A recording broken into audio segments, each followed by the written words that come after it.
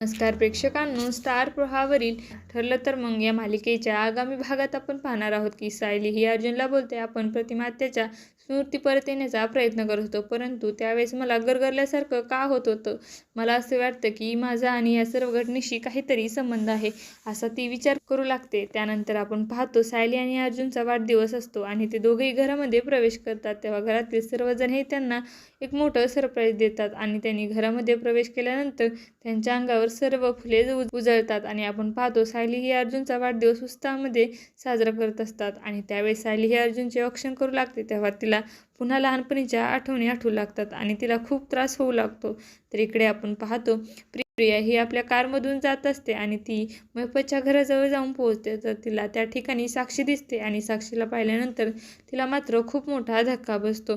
आता येणाऱ्या भागामध्ये साक्षी जिवंत असल्याचे प्रियाला समजणार का? प्रिया त्यावर काय करणार हे पाहणं अतिशय रोचक ठरणार आहे.